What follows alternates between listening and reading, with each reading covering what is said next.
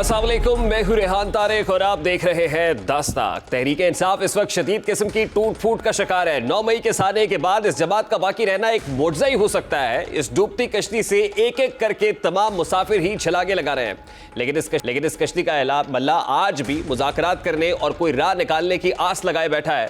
बानी तहरीक इंसाफ जमात के अंदर टूट फूट का कसूरवार जिनको समझते हैं वो आज भी उन्हीं से मुज़ाकरात के ख्वाह भी हैं। उनके खैर खा जो अब तक आकर पार्टी छोड़ रहे हैं, उनके बार बार समझाते रहे कि सियासी लोगों से बातचीत ही सियासत का हुस्न है, इसे इंतकाम में मत बदले। लेकिन अपनी जिद और हट धर्मी के हाथों मजबूर बानी तहरीक इंसाफ ने इन तमाम खैर खाहों को ही साइडलाइन कर दिया, जिसका नतीजा आज वो भुगत रहे हैं। उनकी तन्हाई इस कदर बढ़ चुकी है कि उनके लिए एक एक दिन गुजारना मुश्किल से मुश्किल तर होता चला जा रहा है। इस सियासी तन्हाई के बावजूद भी वो दुरुस्त फैसले करने से कासिर है। वो आज भी अपने सियासी मुखालिफिन को कुछ नहीं समझते और उन्हीं से बातचीत की जिद लगाए बैठे हैं, जिनको वो रोज बुरा भला भी कहते हैं। गुज़श्ता रोज भी उन्होंने एक मनगढ़ंत साजिशी बयानिया रचाया और ये बताने की कोशिश की कि वो तमाम मुज़ाकरात करने को इस कदर तैयार थे कि उन्होंने अपने 2 देरीना साथियों को मुज़ाकरात के लिए भेजा, लेकिन उनसे बातचीत की बजाय उन्हें किसी जगह बैठा लिया गया। साबिक वज़ीर आज़म का यह बयान इस कदर शदीद था कि उन्होंने जिन 2 रहनुमाओं के बारे में बात की, उन्होंने महज 2 घंटों बाद ही अपना रद्द-ए-अमल दिया और एक साथ प्रेस कॉन्फ्रेंस की। इस प्रेस कॉन्फ्रेंस में सदर तहरीक इंसाफ के पी परवेज खटक और असद कैसर ने शिरकत तो इकट्ठे की, लेकिन पार्टी ओहदों से इस्तीफा सिर्फ परवेज खटक ने दिया। और इस मौके पर उनका क्या स्टेटमेंट सामने आया, जरा उसकी एक झलक आपके सामने रखता है।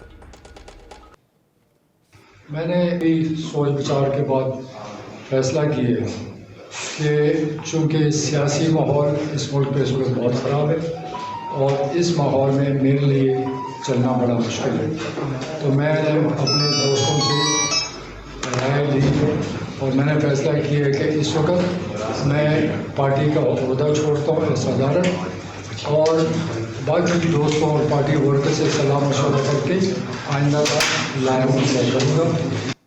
परवेज खटक के बारे में बहुत पहले से कयास-ए-राइयां जारी थी कि उनके अपने चेयरमैन के साथ इख्तलाफात है, लेकिन कुछ रोज कबल बानी तहरीक इंसाफ की जानिब से 7 रुकनी कमेटी और इस कमेटी में परवेज खटक की शमूलियत ने कुछ वक्त के लिए इन अफवाहों को ब्रेक लगाई। लेकिन 2 दिन बाद ही एक और गैर जिम्मेदाराना बयान ने जलती पर तेल का काम किया और परवेज खटक को अपनी राह अलहदा करने का जवाब बख्श दिया। परवेज खटक का यूं राहें जुदा कर लेना पार्टी के लिए भी केपी में बहुत बड़ा झटका तस्वुर किया जा रहा है। परवेज खटक और एक ज़हीन समझे जाने वाले सियासतदान है जिसका अपना एक सियासी असर और रसूख भी है, और केपी के अंदर एक तासुर है कि बहुत से लोग परवेज खटक के टूटने का इंतजार कर रहे थे कि किस वक्त परवेज खटक साइडलाइन होते हैं तो साथ ही वो अपना वोट भी परवेज खटक के पलड़े में डालेंगे। अब परवेज खटक का अलहदा होना या साइडलाइन होना इस वक्त कोई भी इंटरेस्टिंग मूव हो सकता है। दूसरी तरफ आज पंजाब से चेयरमैन तहरीक इंसाफ के वसीम अकरम प्लस, जिनको वो तब्दीली की अलामत समझते थे, साई उस्मान बुज़दार, वो भी पार्टी से अलहदा हो गए हैं। और उस्मान बुज़दार साहब की तरफ से जो प्रेस कॉन्फ्रेंस की गई है उसमें उन्होंने क्या मौक़िफ़ अपनाया, ज़रा उसकी एक झलक भी आपको।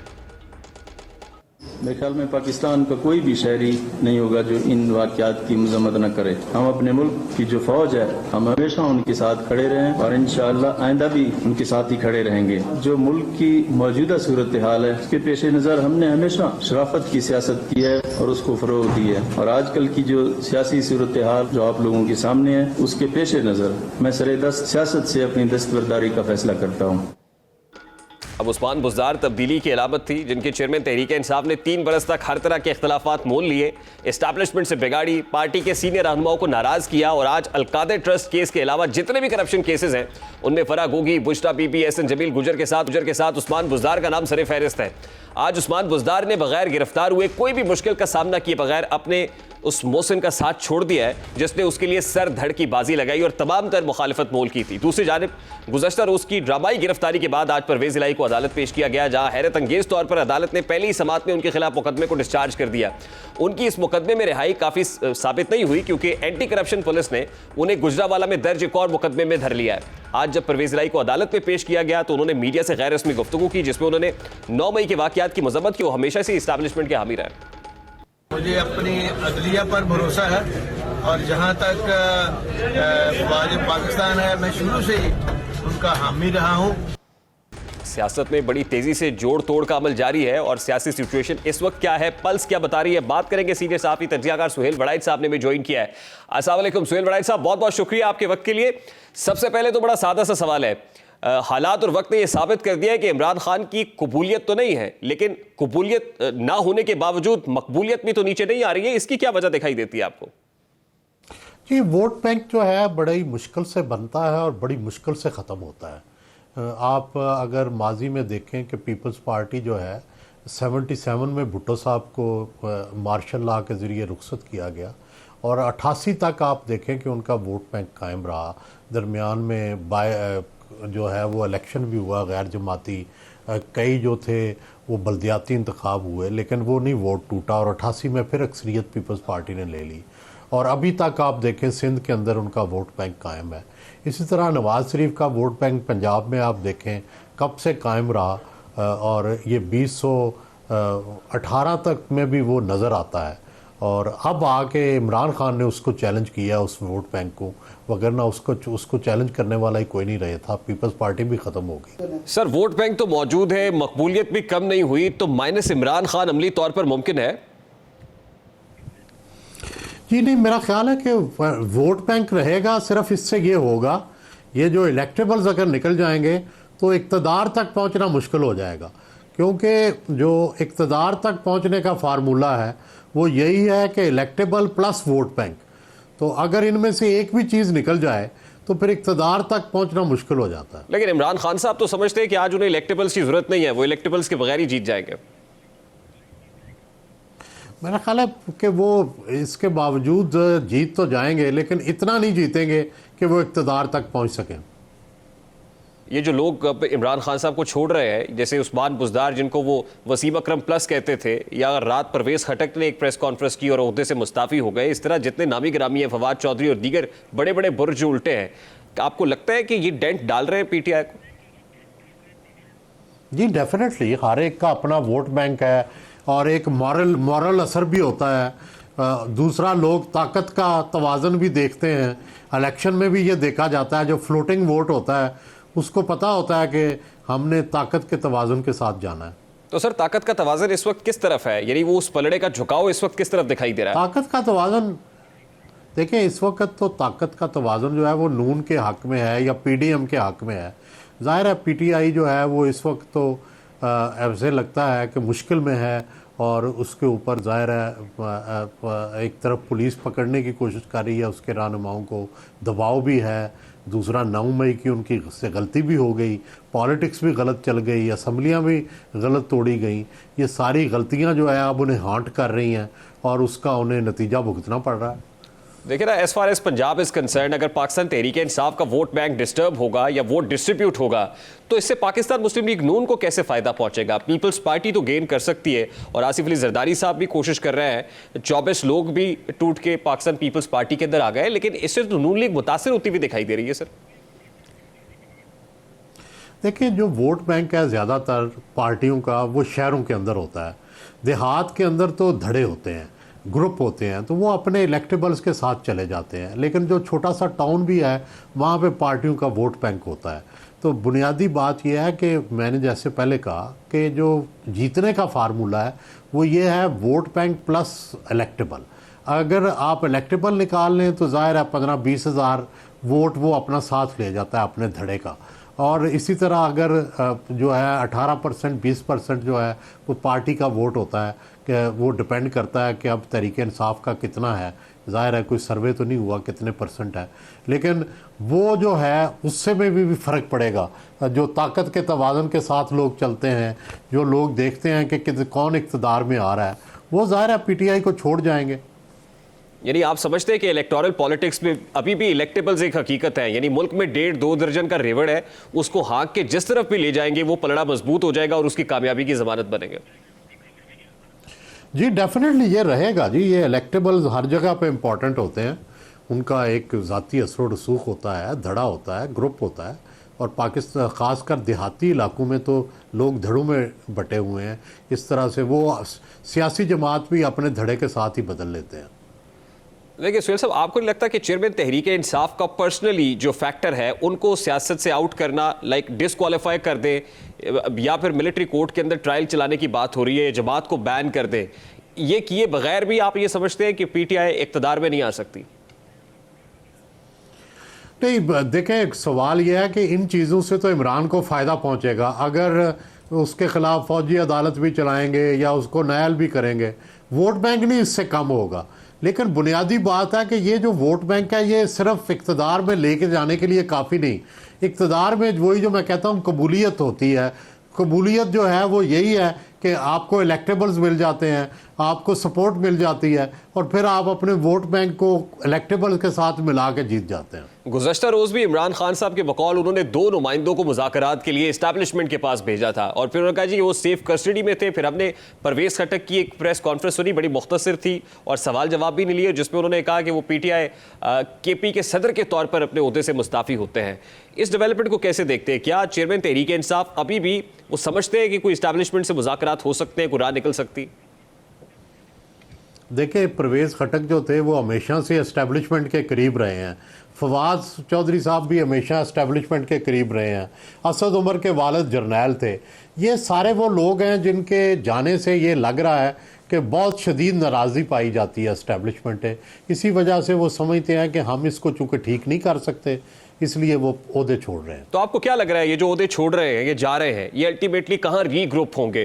क्योंकि फवाद चौधरी साहब ने भी जो 2 रोज़ पहले प्रेस कॉन्फ्रेंस की अडयाला जेल के बाद शाहमूद कुरैशी से मुलाकात के बाद कि ये ओपन फील्ड नहीं छोड़ा जा सकता पीपल्स पार्टी या नून लीग के लिए, तो कहाँ जाते हुए नजर आ रहे हैं आपको?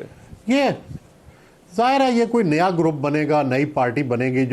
जो PTI का वोट बैंक पर जिनकी नज़र है वो चाहते हैं कि वोट बैंक PTI का लें और PDM के ख़िलाफ़ लड़ें, क्योंकि ज़ाहिर है इनके पास गुंजाइश नहीं है। दूसरी तरफ नून के कैंडिडेट ऑलरेडी मौजूद है, इनको टिकट नहीं मिल सकता, इसलिए इन्हें PDM के ख़िलाफ़ ही इलेक्शन लड़ना है और इन्हें चाहिए कि सिंपथेटिक PTI जो है वो इनके साथ हो ताकि वोट बैंक इनके साथ हो। तो आप देख रहे हैं कि कोई किंग्स पार्टी बन रही है? जी, एक कोई ना कोई ग्रुप बनेगा जी, जिसका नाम जो भी होगा वो बनेगा और वो नून और इससे अलग होगा। सुहेल साहब, जो लोग मिलने गए थे शाहमूद कुरैशी को, उनमें से महमूद मौलवी साहब ये कहते हैं कि 1.5-2 दिन के अंदर वो जो मुलाकात हुई थी हमारी शाहमूद कुरैशी से जेल में, उसके नताइज आपको दिखने शुरू हो जाएंगे। तो किस तरह के नताइज एक्सपेक्ट कर रहे हैं? ये तो पता नहीं क्या नताइज आएंगे, लेकिन जाहिर है शाह महमूद कुरैशी अभी तक तो झेल रहे हैं, जेल में भी हैं और लेकिन वो भी हमें पता है शुरू से वो प्रो एस्टेब्लिशमेंट है, फ़ौज के साथ ही हमेशा जुड़े रहे और उस जो है वो फ़ौज से लड़ने की पॉलिसी को दुरुस्त नहीं समझते, लेकिन उनकी पॉलिटिक्स आगे है। वो समझते हैं मैं कायम मकाम चेयरमैन बन सकता हूँ।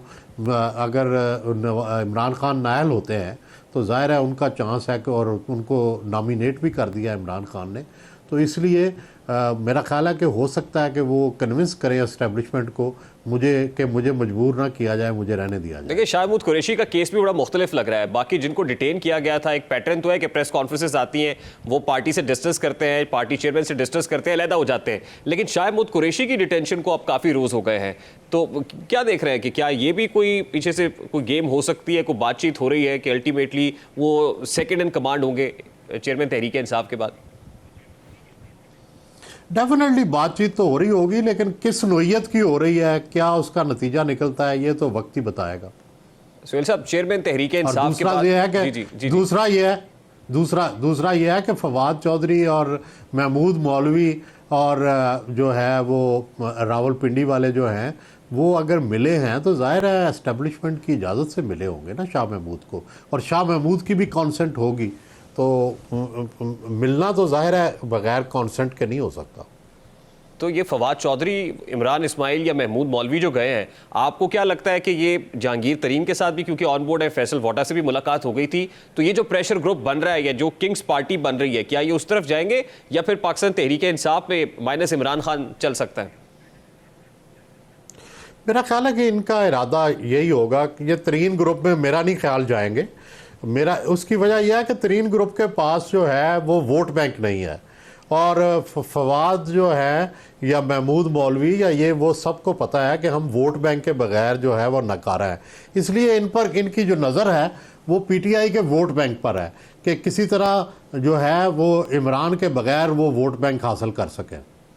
अब सुहेल साहब, अगला मरहला इसके बाद इमरान खान से छुटकारे के बाद अगला मरहला पीडीएम के लिए ये होगा कि जो 13 जमातों का इत्तेहाद है, जाहिर है कि कोई इलेक्टोरल अलायंस तो नहीं है, पीपल्स पार्टी ने भी अलग से इलेक्शन लड़ना है, नून लीग ने भी इलेक्शन अलग से लड़ना है, तो आगे आप देख रहे हैं कि ये डिवाइड बहुत ज़्यादा होगी और फिर आपस में ये जो चपकलिश है या जो इलेक्टोरल पॉलिटिक्स है जब शुरू होगी तो फिर चीज़ें वैसी तो नहीं रहेंगी जैसी अभी है अलायंस में। मेरा नहीं ख्याल, उसकी वजह यह है कि पीपल्स पार्टी के पंजाब में मफादात बड़े कम हैं और नून के मफादात सिंध में बड़े कम हैं, तो इसलिए वो लड़ाई जो है वो दोनों पर मसलियत गालब आएगी और दोनों अंडरस्टैंडिंग कर लेंगे, क्योंकि दोनों अकेले अकेले लड़ नहीं सकते पीटीआई से।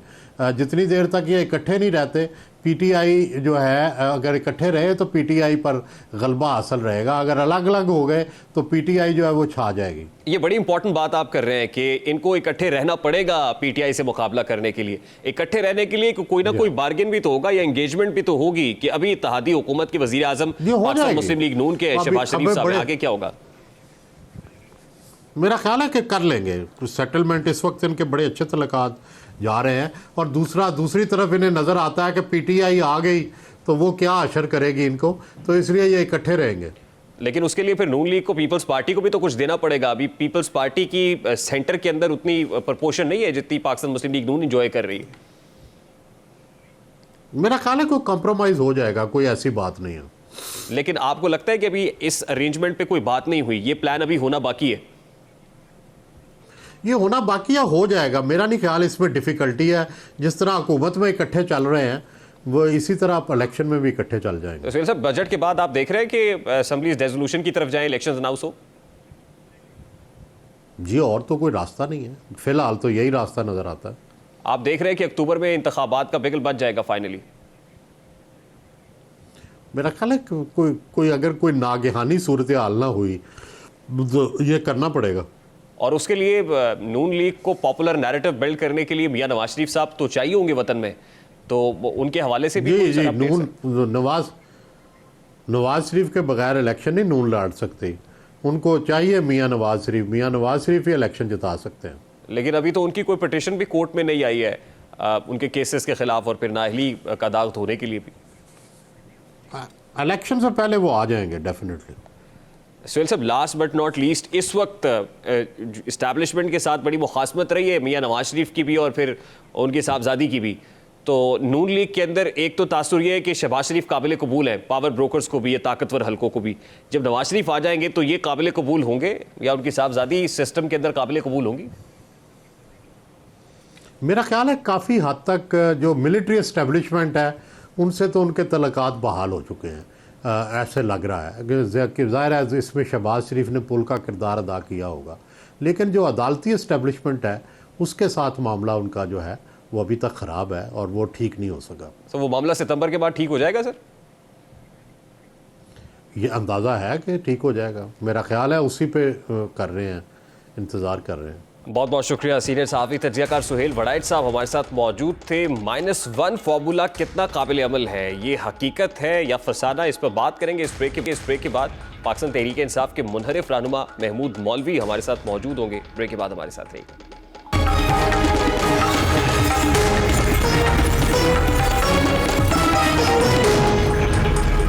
Welcome back. इस वक्त पाकिस्तान तहरीक इंसाफ के मुनहरिफ रहनुमा महमूद मौलवी साहब हमारे साथ मौजूद है। अस्सलाम वालेकुम महमूद मौलवी साहब, बहुत बहुत शुक्रिया आपके वक्त के लिए।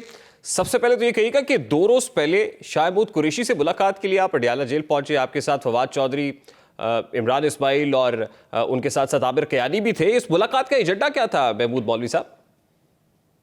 देखिए, एजेंडा उसके मुशावरत थी और बहुत सारी डिस्कशंस थी जो कि हम शाह साहब के साथ किया। हम 45 मिनट हम बैठे और बहुत सारी चीज़ों के इश्यूज़ के ऊपर और पॉलिटिकल सिनेरियो पे जो है डिस्कशंस थी, और कुछ चीज़ें ऐसी थी जो कि मैं इस वक्त मीडिया के ऊपर डिस्क्लोज नहीं करना चाहूँगा। देखिए, सियासी लोग जब इकट्ठे होते हैं तो यकीनन सियासी बातें होती हैं और सियासत जिस तरह की हो रही है उसमें जोड़ तोड़ है, उसमें पंछी घोंसले बदल रहे हैं, लोग डिस्कस कर रहे हैं, तहरीक इंसाफ से आ रहे हैं, जा रहे हैं। तो ऐसे इन्वायरमेंट के अंदर आपका वहां पर मौजूद होना, और शाह महमूद कुरैशी क्योंकि डिटेंशन में बहुत सारे लोग आ चुके हैं, अपने आप को डिस्ट्रेस कर चुके हैं, तो शाह महमूद कुरैशी से ऐसे माहौल में मुलाकात करना ये तो बड़ी इंपॉर्टेंट है। मतलब इस लिहाज से किस कदर इंपॉर्टेंट थी और क्या बात हुई उसमें? देखिए, काफ़ी इम्पोर्टेंट बातें हुई हैं, मगर क्योंकि एज़ पर एग्रीमेंट जो है कि जब तक शाह साहब मतलब 2-3 दिन में जो है हम ये चीज़ें अनफोल्ड होंगी, तो जब तक चीज़ें अनफोल्ड होना शुरू नहीं होंगी तो उसके ऊपर मेरे कोई कमेंट करना नामुनासिब बात है। नहीं, लेकिन महमूद मौलवी साहब, आप लोगों का वहां पर पहुंचना अनयूजुअल इसलिए भी था कि फवाद चौधरी भी कह चुके थे कि वो सियासत से ब्रेक ले रहे हैं, आप भी ये कह रहे थे कि आप सियासत नहीं करेंगे, कोई और काम करेंगे, रिफाई काम करते रहेंगे, और बहुत सारे दोस्त ऐसे हैं पाकिस्तान तहरीक इंसाफ के जो कह रहे थे कि वो डिस्कस कर रहे हैं, वो टाइम आउट ले रहे हैं। तो अचानक मतलब 2 रोज के बाद ही, आपने हमारे प्रोग्राम में भी ये गुफ्तगू की थी कि आप सियासत नहीं करेंगे, तो ये 2 रोज बाद ही अचानक से क्या हुआ? वक्त बड़ा इंपॉर्टेंट है। देखें, जो भी हम चाहेंगे जो मुल्क के लिए बेहतर कर सके ना, वो तो करेंगे ही करेंगे, क्योंकि उसकी वजह यह है कि ये मुल्क है तो हम हैं। मेरे ख्याल से मुल्क के लिए अगर जान भी देनी होगी तो हम जान भी देंगे, तो ताकि जो बेहतरी के लिए हो। तो इसलिए अगर बहुत सारी चीज़ें ज़रूरत पड़ती है तो उसमें जाना पड़ता है। तो मुल्क के लिए सियासत को जारी रखने का फैसला किया आपने? देखिए, मैंने अभी तक फैसला नहीं किया। इस वक्त जो है मैं बहुत सारी चीज़ों को देख रहा हूँ, क्योंकि आपको पता है कि मुल्क बड़े क्रिटिकल इस वक्त सिचुएशन में है, इकनॉमिकली, पॉलिटिकली। तो कोशिश कर रहे हैं कि इस टेम्परेचर को कहीं ना कहीं ला के सेटल किया जाए। इस टेम्परेचर को कैसे कम किया जा सकता है? जी बिल्कुल, कि उसकी वजह देखें ना, आप खुद देख रहे हैं इकनॉमिकल पॉलिटिकल हालात क्या हैं, देखें। और ये जो है इसको कहीं ना कहीं तो नीचे लेके आना है। उसकी वजह ये है कि एक बहुत बड़ा वैक्यूम क्रिएट हो रहा है। आप देखें, कुछ पार्टीज़ बनाने की बातें हो रही हैं, जहांगीर तरीन साहब भी बात कर रहे हैं, अलीम खान साहब भी बात कर रहे हैं, दूसरे लोग भी कर रहे हैं। तो मतलब बहुत एक चेंजेस आ रही हैं, एक सिनेरियो चेंज हो रहा है। आज आप देखें ना, उस्मान बुज़दार साहब ने इस्तीफ़ा दिया, जो कि वसीम अकरम प्लस कहलाते थे हमारी पार्टी में। जी, सवाल मेरा वही है ना सर कि इस टेम्परेचर को बिल्कुल कम होना चाहिए, लेकिन सवाल यह है कि इसको कैसे कम किया जा सकता है at this point in time? आपको क्या लगता है, क्या सोल्यूशन है इसका? देखिए, इस वक्त जो है काफ़ी मुशावरतें अलग अलग लोगों से हो रहे हैं, और बहुत से लोग अलग मिल रहे हैं, मुलाकातें हो रहे हैं। आपने देखा होगा कल जरदारी साहब भी लाहौर में थे। तो इस वक्त कोई ना कोई देखें हल हो जाएगा इंशाल्लाह। मैं बहुत पुरुमीद हूँ कि मैक्सिमम 2 से 3 दिन के अंदर चीज़ें किसी सिमत में जाती हुई नज़र आएंगी। और वो सिमत क्या होगी, या आपके नज़दीक हल क्या है? देखिए, इसके इलेक्शंस तो इसका हल है ही है, बग़ैर इलेक्शंस के तो कोई हल है नहीं। उसकी वजह एक चीज़ तो तय है कि इसका जो है हल इलेक्शंस है, चाहे वो 3 महीने बाद हो, चाहे वो 4 महीने बाद हो, चाहे वो 6 महीने बाद हो, मगर बिना इलेक्शंस के तो ये हल नहीं होगा। नहीं, लेकिन जो हल आप तलाश कर रहे हैं, इलेक्शंस तो होने ही हैं, और लग भी रहा है कि अक्टूबर में इलेक्शंस हो जाएंगे, जो सूरत हाल दिख रही है, लेकिन आप इन द मीनवाइल क्या हल तलाश कर रहे हैं? देखिए, हल तलाश कर रहे हैं, ये हल है कि देखें, एक वैक्यूम जो क्रिएट हुआ है, ठीक है ना, उस वैक्यूम को कहीं ना कहीं तो फिल होना है ना। जैसे फवाद चौधरी साहब ने कहा कि हम जो है 25 करोड़ की आबादी को 2 पार्टीज़ के ऊपर तो नहीं छोड़ सकते ना कहीं जो है ये वैक्यूम भरेगा तो ज़रूर। नहीं, लेकिन अभी तो वैक्यूम नहीं है, अभी तो तहरीक इंसाफ मौजूद है, पार्टी चेयरमैन भी है। नहीं, देखिए, वैक्यूम अगर देखें जब लोग छोड़ रहे हैं और कुछ आप खुद देखें ना, कितने लोगों ने इस्तीफ़े दे दिए, कितने लोग जो है अंडरग्राउंड हुए, क्योंकि 9 मई का वाक़या जो है ये वाक़ई में ऐसा वाक़या है जिसके ऊपर ये पूरा सिनेरियो चेंज हो गया। देखिए ना, ये 9 मई के वाक़े को अगर आप देखें तो आप इसको कुछ जितना भी माइल्ड लें, मगर it has damage the institution.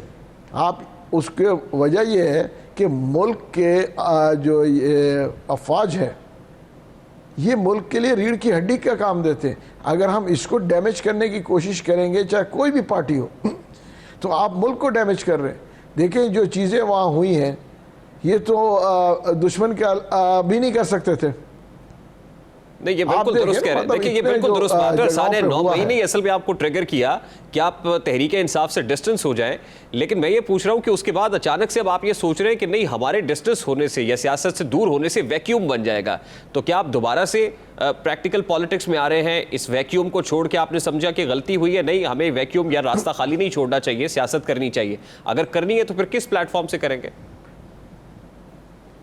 देखिए, अभी तक मैंने आपको कहा ना, मैंने कोई चीज़ डिसाइड नहीं किया है कि किस प्लेटफॉर्म से करेंगे।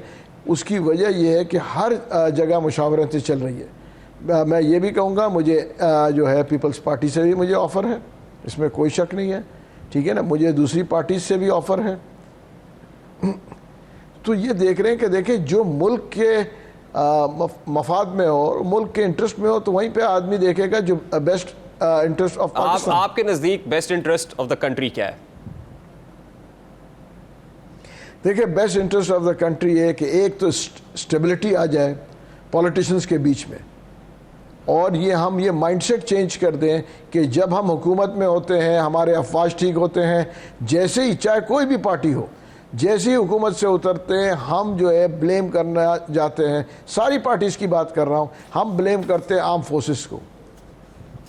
दूसरी चीज़, पार्टीज़ के अंदर डेमोक्रेसी खुद आनी चाहिए ना। हम डेमोक्रेसी की बड़ी बड़ी बातें करते हैं, पार्टीज़ के अंदर डेमोक्रेसी होनी चाहिए कि बोलने का हक होना चाहिए, डिस्कशन होना चाहिए।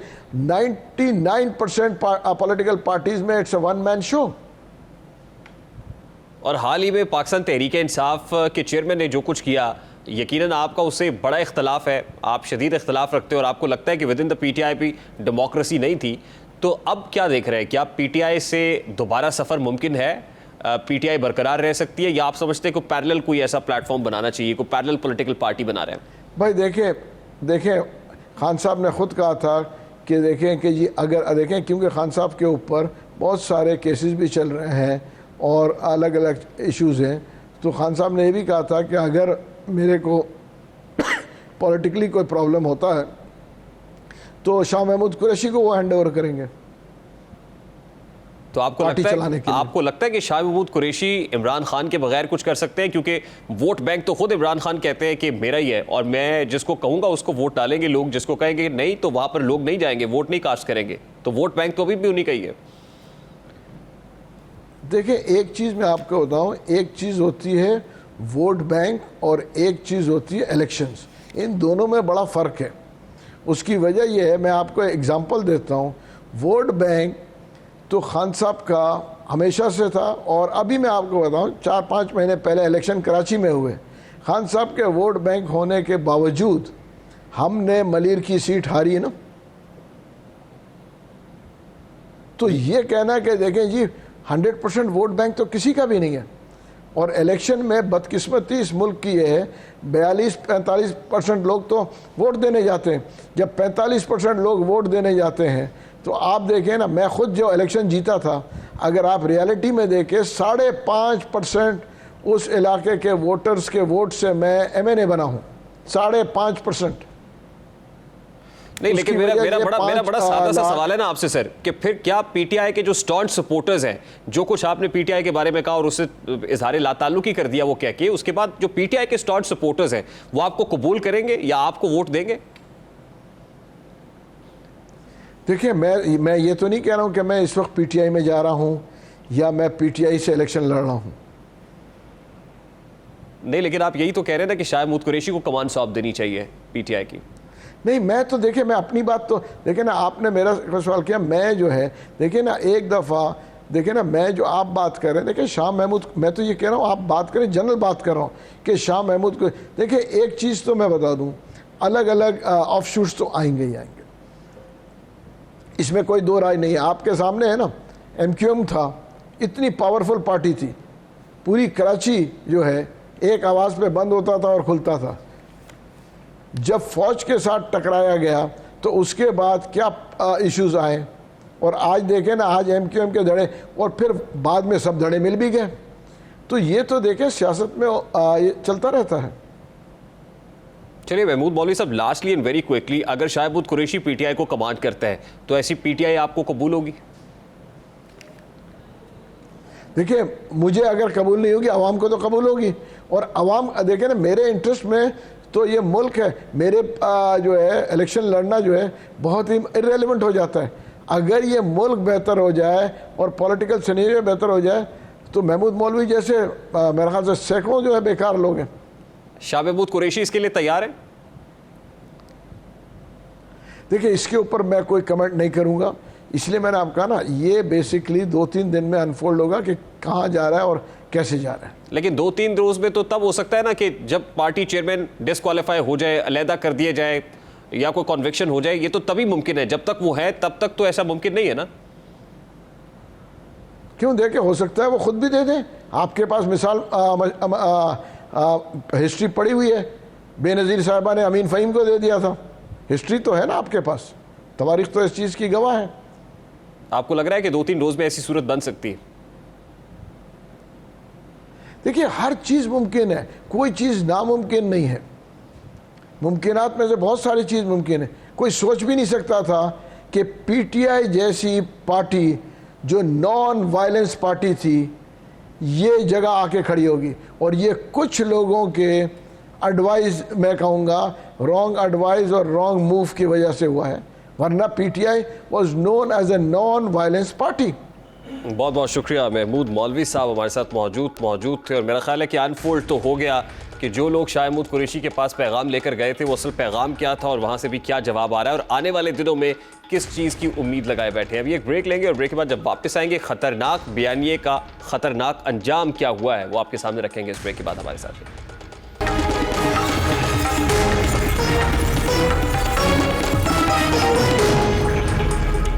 सानिया, 9 मई क्या है? पुरतशद्दुद एहतजाज, इमलाक को नुकसान पहुंचाना, क्या ये पहली बार हुआ है? इससे पहले तो ऐसा कई बार हो चुका। तो फिर सवाल यह है कि 9 मई को हम सानेहा क्यों कह रहे हैं? क्योंकि इस दिन कोई नॉर्मल तोड़फोड़ या मुजाहरा नहीं हुआ। ये पाकिस्तान की सालमियत, इसके तशख्खुस पर एक हमला था, एक कारी वार था। अपने मुल्क की फौज को बदनाम करना उस स्क्रिप्ट का हिस्सा था। फिर इंसानी हुकूक की तंजीमों के और इंसानी हुकूक के नाम पर अपने मुल्क और दीगर इदारों को आलमी सतह पर बदनाम करना भी इसी स्क्रिप्ट का एक हिस्सा था। इसी स्क्रिप्ट के तहत आगे चलकर तहरीक इंसाफ की जानिब से खवातीन पर जिनसी हरासानी का इल्ज़ाम लगाया गया। पूरी दुनिया की ह्यूमन राइट्स वॉच डॉग्स को बताया गया कि पाकिस्तान में जेल के अंदर खवातीन पर बदतरीन तशद्दुद हो रहा है। हद तो यह है कि अपने दौरे हुकूमत की पुलिस गर्दी की फुटेज लगाकर इसे सोशल मीडिया पर वायरल किया गया कि देखो पाकिस्तान में खवातीन के साथ क्या हो रहा है। अपने मुल्क को बदनाम करने के लिए 9 मई से भी बड़ा हमला था। इसमें कोई शक नहीं है कि हमारे माशरे में खवातीन को हमेशा ही इज्जत और एहतराम दिया जाता है। तहरीक इंसाफ ने माशरे की इस कमजोरी से खेलने का फैसला किया और प्रोपेगेंडा शुरू कर दिया कि गिरफ्तार खवातीन पर बहुत जुल्म हो रहा है। आज पीटीआई के कारकुनान, साबिका एमएनए आलिया हमजा, फिर सनम जावेद खान और तैयबा राजा समेत दीगर खवातीन की लाहौर की अदालत में समाअत हुई। ये पेशी थी। इस मौके पर सनम जावेद खान से पूछा गया कि जेल में तहरीक इंसाफ की खवातीन पर तशद्दुद किया जा रहा है तो उन्होंने कहा कि जेल में हमारे साथ कोई ज्यादती नहीं हुई, लेकिन हमें जेल में रखना ही ज्यादती है। कुछ रोज पहले तहरीक इंसाफ की जानिब से जिस प्रोपेगेंडे का आगाज बड़ी शद्दोमत से किया गया था, आज खुद उनकी खवातीन वर्कर्स ने यह प्रोपेगेंडा उनके मुंह पर दे मारा है। या ये बात भी काबिल जिक्र है कि तहरीक इंसाफ का दावा है कि उनकी 1000 के करीब खवातीन जेल में है। हालांकि डॉक्टर उस्मान अनवर और senior superintendent police SSP investigation doctor Anush Masood ने एक मुश्तरका प्रेस कॉन्फ्रेंस में बताया था कि लाहौर में 13 और रावलपिंडी में 2 खवातीन ज़ेर हिरासत है। पंजाब के निगरान वज़ीर आला मोहसिन नकवी ने भी वाज़ेह किया कि कुल 11 खवातीन हमारे पास है। निगरान वज़ीर आला पंजाब ने भी सख्त तहरीक इंसाफ के इस बयानिए को रद्द किया था। प्रायोरिटी ये है कि अगर कहीं रेड पे भी जा रहे हैं तो साथ खातून अब लेके जा रहे हैं, तो हम अपनी पूरी कोशिश कर रहे हैं। फिर हमारी एक एसएसपी है जो लाहौर में, वो खुद मॉनिटर कर रही है सारी चीज़ों को। कल फिर वो जेल में, वो डीसी दोबारा जा रहे हैं जेल में उनको देखने के लिए। लेकिन ये सिर्फ प्रोपेगेंडा है। खुदा का वास्ता है, माओ बहनों की इज्जत होती है। इस तरह के इल्ज़ाम सोचना या कहना, इससे पहले सोच लेना चाहिए। इससे कबल एसएसपी अनुष मसूद ने प्रेस कॉन्फ्रेंस के दौरान बताया कि मैं खुद इन खवातीन से मिली हूँ, वो बिल्कुल महफूज है। ये तमाम बेहुदा इल्ज़ामात हैं जिनका हकीकत से दूर दूर तक कोई ताल्लुक नहीं है। खतीजा शाह से भी मेरी मुलाकात हुई है, हम लोगों ने उससे बात की है और देखिए मेडिकल प्रॉब्लम्स जिन जिन की हैं उनको तमाम मेडिसिन प्रोवाइड की गई हैं। अगर उन किसी को सांस का इशू है, किसी को स्किन प्रॉब्लम है, यहाँ तक भी फैसिलिटीज़ प्रोवाइड की गई हैं। यहाँ पे कोई मेल एंटर ही नहीं हो सकता है। यहाँ पे 2 गेट्स हैं फॉर द एंट्री, सिर्फ फीमेल की कन्फाइंड एरिया में जाने के लिए। अगर गौर करें तो राना सनाउल्लाह की प्रेस कॉन्फ्रेंस की मंतक अब समझ में आती है। गुज़श्ता हफ्ते राना सनाउल्लाह ने इल्जाम लगाया था कि मुबैना कॉल पकड़ी गई है जिसमें तहरीक इंसाफ के कुछ लोग मुल्क को बदनाम करने के लिए कुछ बड़ा करने जा रहे हैं। उन्होंने जेल में किसी खातून के साथ जिनसी ज्यादती के बाद इसे हुकूमत पर डालकर दुनिया भर में पाकिस्तान को बदनाम करने की साजिश का प्लान किया था। फिर हमने देखा कि इस प्रेस कॉन्फ्रेंस के बाद तहरीक इंसाफ के कारकुन पूरी दुनिया में मुतहर्रिक हुए और इल्जाम लगाया गया कि जेल में किसी पीटीआई खातून वर्कर की बेहुरमती की गई है। खुद तहरीक इंसाफ वाले इस प्रोपेगेंडा के चक्कर में अपनी खवातीन वर्कर्स को बदनाम करने लगे। आज वो सारा प्रोपेगेंडा बैकड्रॉप उसका जो है वो फ्लॉप तो हो गया है, लेकिन सवाल ये है कि इस घिनौने प्रोपेगेंडे से मुल्क की और अपनी खातून वर्कर्स की जिस तरह बदनामी की गई है उसका मदावा कैसे होगा। दूसरी जानिब वज़ीर आला पंजाब सैयद मोहसिन रज़ा नकवी ने इस सारे मामले पर एक 2 रुकनी कमेटी बनाई जो एसएसपी अनूश मसूद और एक खातून डिप्टी कमिश्नर पर मुश्तमिल थी। इस कमेटी ने जेल में जाकर खवातीन से मुलाकात भी की और तमाम सूरत हाल का जायजा भी लिया और इस मुताल्लिक अवाम को भी आगाह किया। इस कमेटी पर भी बाज़ हल्कों की जानिब से अदम एतमाद का इजहार किया गया। तासुर देने की गई कि एक बावर्दी पुलिस ऑफिसर कैसे अपने ही महकमे को चार्जशीट कर सकती है। वैसे तो आज खुद तहरीक इंसाफ की खवातीन की जानिब से इस प्रोपेगेंडे को झुटला दिया गया है, लेकिन अगर हुकाम मुनासिब समझे तो एक ऐसी कमेटी बनाई जा सकती है जिसमें दोनों खवातीन के साथ एक खातून मोहतसिब इंसानी हुकूक की तंजीम की कोई रहनुमा और एक खातून जर्नलिस्ट को भी शामिल करके दोबारा भी इस मामले की तहकीकात की जा सकती है। प्रोग्राम का वक्त अपने इख्तिताम को पहुंचा। आपसे मुलाकात होगी इंशाअल्लाह अगले हफ्ते। अपना रखिए ख्याल। अल्लाह हाफ़िज़।